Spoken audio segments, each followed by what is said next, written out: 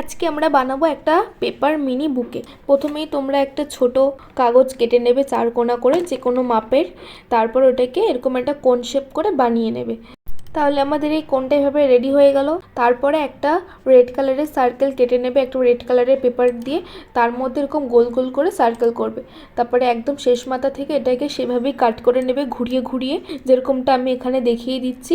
একটু এটা ধৈর্য ধরে করবে, ব্যাকাতারা হলে একটু সমস্যা হয়ে যাবে। তারপরে এটাকে রোল করে ঘুরিয়ে ঘুরিয়ে একদম শেষ পর্যন্ত তোমরা একটা আঠা দিয়ে আটকে দেবে। দেখো আমার গোলাপটা কি সুন্দর তৈরি হয়ে গেছে। এটা একদম বানানো ইজি, কিন্তু একটু ধৈর্য ধরে জিনিসটাকে করতে হবে।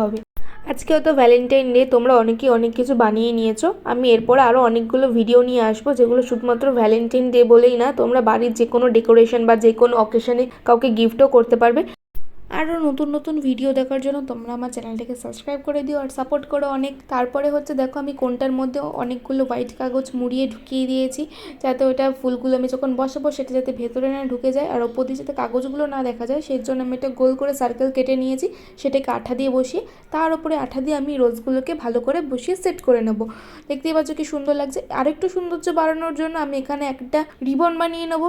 সেই রিবনটার জন্য একটা রেড কালারের কাগজ আমি ফোল্ড করে নিয়েছি। ফোল্ড করে নেওয়ার পর এখানে একটা ড্র করে নেবো। আমি ঠিক যেভাবে ড্র করেছি সেভাবেই করে নিয়ে সুন্দর করে তোমরা এটাকে কাট করে নেবে। নেওয়ার পর দুই দিকে যে দুটো কোণা আছে সেটাকে মিডিলে তোমরা আঠা দিয়ে সেই দুটো কোণাকে আটকে দেবে।